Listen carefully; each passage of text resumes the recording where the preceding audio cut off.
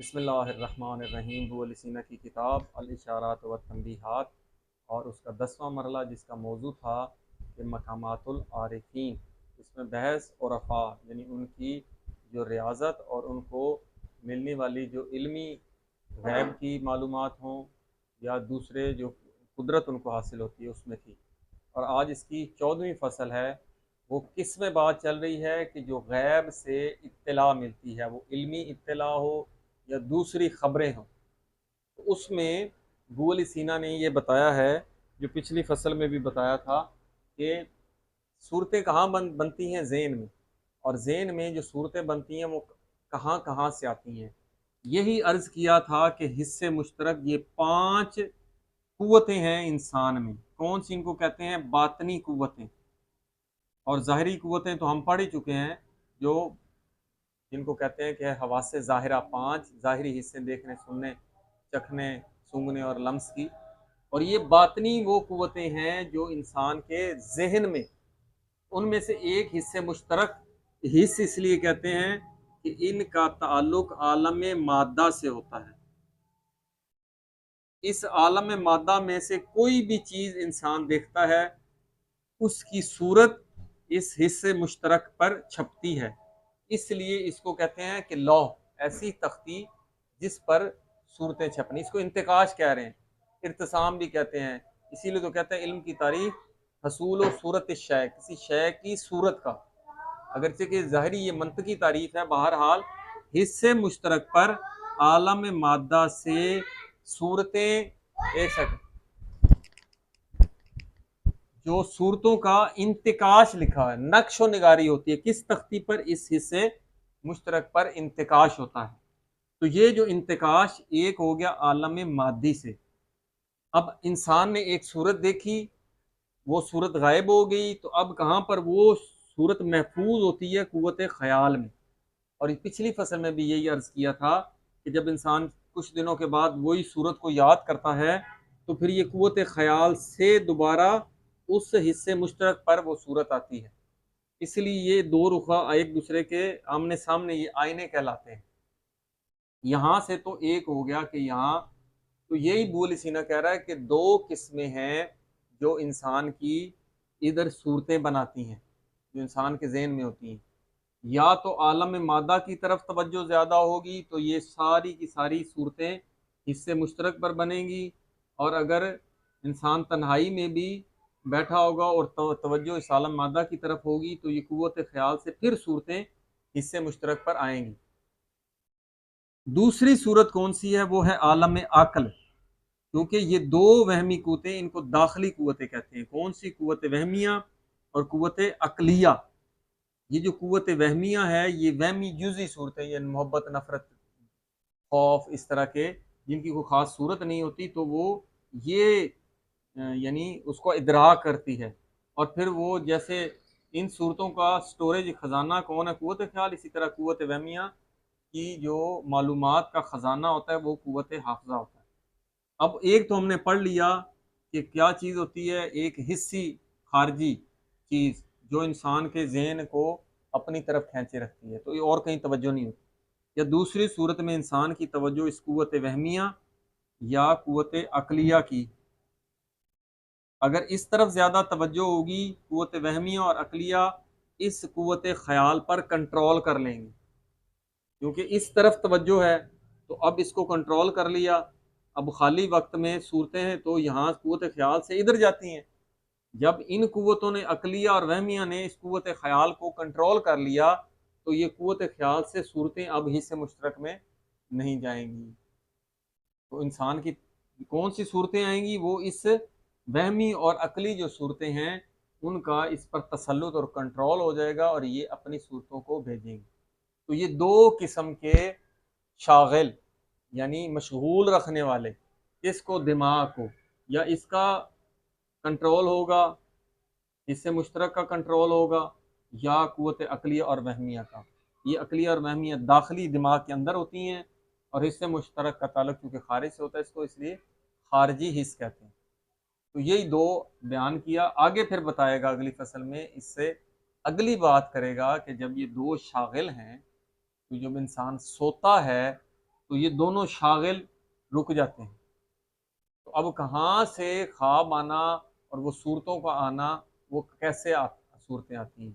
تو تب اس کا تعلق یا عالم عقل سے ہوگا، یا انسان زیادہ جو ہر وقت قوت خیال میں رہتا ہے اس میں سے کچھ صورتیں یہاں آ سکتی ہیں، وہ اگلے مرحلے میں۔ تو اس کا متن کیا ہے کہ ثم ان صارف ان ھذا الانتقاش، صارف یعنی جو مانے چیز ہے، رکاوٹ ڈالنے والی، ان ھذا الانتقاش یہ جو ذہن میں نقش و نگاری ہوتی ہے، انتقاش یہ صورتیں جو ذہن میں آتی ہیں، علمی ہوں یا غیر علمی مادی صورتیں ہوں، جو بھی ذہن میں یہ صورتوں کا آنا ہے، اس میں مانع اور رکاوٹ کیا چیز ہے؟ شاغلان، دو مشغول رکھنے والی چیزیں، جن میں انسان مشغول ہوتا ہے تو پھر یہ نقش و نگاری رک جاتی ہے۔ یہ دو قسم کے مشغول رکھنے والی چیزیں، یہ دو رکاوٹیں ہیں۔ یہ دو کون سی ہیں؟ پہلی ہے حسی اور خارجی، دوسری ہے عقلی اور باطنی۔ تو پہلی کیا چیز ہے؟ وہ کہتا ہے حسی خارجی، یہ حسی ہے اور اس کا تعلق خارج سے ہے۔ یشغلو لوح الحس سے، یا اس کو کہیں لوح الحس سے، یہ جو حصے خارجی ہے یہ مشغول رکھتی ہے کس کو؟ لوح حصے مشترک کو، حصے مشترک کی لوح کو۔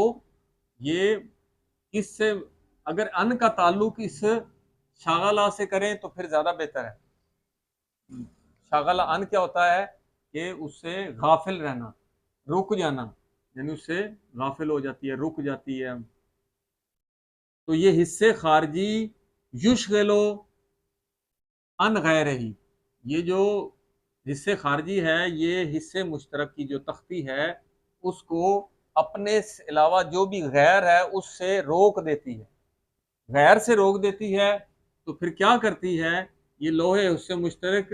کیسے روکتی ہے؟ بے ما، اس چیز کے ذریعے سے، یرسمہ فی ہے، جو اس میں ارتسام ہوتی ہے، جو اس میں چھپنی ہوتی ہے، جو اس میں آنی ہوتی ہے۔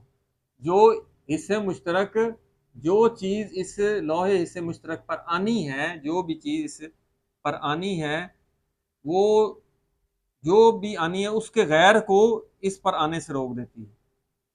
لیکن کس چیز کے ذریعے سے؟ جو چیز اس پر آنی ہے۔ جب جو آنی ہے تو باقی چیزوں کو اس سے روک دیتی ہے۔ کَأَنَّهُ یُبَزِّعُ، اگر کریں مدہ کے وزن، بزا مدہ یمدو یبزو، کَأَنَّهُ یبزُّهُ عَنِ الْخَیال، تو پھر یہ جو یہ حصے مشترک ہے یہ چوری کر لیتی ہے اس کو عن الخیال، پھر اس کو قوت خیال سے یہ لے لیتی ہے۔ آپ نے پہلے صورت دیکھی، یہاں پر سٹور ہو گئی، اب حصے مشترک یہاں سے کیا چیز لے گی؟ جس طرف انسان تنہائی میں کبھی پڑھائی تعلیم کی طرف، کبھی کھیل کی طرف، کبھی دوستوں کی طرف، کبھی مطلب جو بھی اس کا ذوق شوق ہوگا، وہاں اس چیز کو وہ چرا لے گی۔ کون؟ حصے مشترک قوت خیال سے چرا لے گی، وَيَغْصَبُهُ مِنْهُ غَصْبًا، اور غصب کر لے گی۔ جو قوت حصے مشترک ہے یہ اس صورت کو غصب کر لے گی، من ہو اس قوت خیال سے، اس حالت میں کہ وہ اس کو غصب کرتے ہوئے۔ تو یہ پہلی اس نے بتائی کہ جو بھی حصے مشترک قوت سے خیال سے جو چیز لینا چاہتی ہے تنہائی کے وقت، جو صورتیں جو سوچتا ہے وہی، وہ اس سے چرا لیتی ہے۔ یہ حصے مشترک کا کام ہے۔ دوسری کون سی قوت ہے؟ عقلی باطنی یا او وہمی باطنی، یا عقلی باطنی قوت یا وہمی باطنی۔ باطنی اس لیے کہہ رہے ہیں کہ یہ خارج سے نہیں آتی، یہ اندر سے ہی اٹھتی ہے، اس لیے ان کو باطنی قوتیں کہتے ہیں۔ اور ہیں دو، عقلی اور وہمی۔ یہ کیا کرتی ہیں؟ یثبت التخیل، یہ دونوں قوتیں تخیل کو کنٹرول کرتی ہیں، اس خیال، قوت خیال اس کو کنٹرول کرتی ہیں۔ کیوں کنٹرول کرتی ہیں؟ خود سوچیں، کیونکہ حصے مشترک ادھر سے سامان کو لیتی، صورتوں کو لیتی۔ اگر یہ قوت وہمی اور قوت عقلیہ اس کو کنٹرول کر لیں گی تو یہاں سے صورتیں حصے مشترک میں جائیں گی نہیں، ٹھیک ہے؟ وہ پھر خیالات، وہ والے مادی خیالات کم ہو جائیں گے۔ وہ کہتا ہے یہ عقلی اور باطنی جو وہمی قوت ہے یہ تخیل کو کنٹرول کر لیتی ہے۔ کس طرح؟ عن الاعتمال، اس کو عمل میں لانے سے، کہ یہ عمل کرے اور ادھر صورتیں بھیجے۔ تو اضطراری حالت میں یعنی اب جبرن اس کو یہ عمل سے روک دیتی ہے، اس کو کنٹرول کر لیتی ہے، اس حالت میں کہ متصرفاً فیہ، اس میں تصرف کرتے ہوئے، کسی چیز میں تصرف کریں گے تو اس کو کنٹرول کریں گے، اس میں کنٹرول کر لیتی ہے کس چیز کے ذریعے سے؟ بے ماں، یہ قوت وہمیہ نے اس کو کنٹرول کرنا ہے کس چیز کے ذریعے؟ بے ماں یعنی ہے، جس کو وہ اہمیت دیتی ہے، جس کو وہ مہم سمجھتی ہے، اہمیت دیتی ہے، فائدہ مند سمجھتی ہے، اس چیز کے ذریعے سے۔ وہ کون سی؟ جو چیز لینا چاہتی ہے یا اس کو دینا چاہتی ہے۔ فَيُشْغِلُ بِالْأَذْعَانِ، تو پھر یہ قوت خیال کیا اب باطنی ہو رہی ہے، عقلی اور باطنی قوت، بالازلان لہو، تو یہ جو باطنی قوت ہوتی ہے یہ کیا؟ بالازلان، یعنی اس کو اپنا مطیع بناتے ہوئے، فرمانبردار بناتے ہوئے، اس کو اس ان تسلط علی الحس المشترک، کہ اس کا جو تسلط، قوت خیال کا جو حص مشترک پر تسلط ہے، اس سے ہٹا کر اپنی مطیع اور فرمانبردار بنا لیتی ہے اس تخیل کو۔ فلا یتمکنو، تو پھر یہ جو قوت تخیل ہے، فلا یتمکنو، یہ قدرت مند نہیں ہوتی، من النقش فیہ، کہ وہ نقش اس حصے مشترک میں بھیج سکے، کیونکہ اب اس قوت عقلی اور وہمیہ کا اس پہ کنٹرول ہو گیا، تو یہ اس پر صورتیں نہیں بھیج سکتی۔ کیوں؟ لأن حرکتہ ضعیفتن، کیونکہ اب یوں کہیں کہ اگر اس کی حرکت کو دیکھیں کہ اس نے ادھر سے لینی ہے تو یا اس نے دینی ہے تو جو بھی لے لیں، تو اس کی جو حرکت ہے یہ کیا ہو جاتی ہے؟ لأن حرکتہ ضعیفتن، اب اس کی حرکت ضعیف ہو جاتی کیونکہ ان کے کنٹرول میں آ گئی ہے۔ لأنها تابعۃ لا متبوعۃ، کیونکہ قوت متخیلہ کیا ہو گئی ہے؟ ضعیفۃ، لأنها تابعۃ، اب یہ تابع ہوگی، اس قوت اور ان کے تابع ہوگی، اب یہ متبوع نہیں ہے، حاکم نہیں ہے کہ اپنی مرضی سے حصے مشترک میں صورتیں بھیج سکے، نہ، بالکل واضح۔ وَإِذَا سَكَنَ أَحَدُ الشَّاغِلَيْنِ، اب ہم نے دو شغل پڑھے جو نقش و نگاری سے دماغ میں، ایک اگر اس کا کنٹرول ہوگا تو اس کی آئے گی، یہ نہیں آئے گا، اگر عقلی وہمی کا کنٹرول ہوگا تو یہ عالم مادہ سے ایسی صورتیں نہیں آئیں گی، اگر ان میں سے کسی ایک کا کنٹرول ہو، ایک ساکن ہو جائے، وَإِذَا سَكَنَ أَحَدُ الشَّاغِلَيْنِ، ان دونوں میں سے کوئی ایک جو شاغل اور مانع ہے وہ رک جائے گا، ساکن ہو جائے گا، باقی یا شاغل واحد، تو پھر ایک بچ جائے گا، یہ والا اگر ساکن ہوگا تو یہ کنٹرول کر لے گا، جب یہ ساکن ہوگا تو وہ کنٹرول، ایک دوسرے کے الٹے۔ کہتے ہیں فربما عجز عن الضبط، کبھی کبھی یہ کنٹرول کرنے سے عاجز آ جاتے ہیں، تو پھر کیا ہوتا ہے؟ فتسلط التخیل علی الحس المشترک، اگر اس کا تسلط نہیں رہے گا تو پھر فتسلط التخیل، تو پھر قوت خیال کا تسلط ہو جائے گا علی الحس المشترک، اس حصے مشترک پر اپنا قبضہ ہو جائے گا، پھر اپنی مرضی سے صورتیں بھیجے گا۔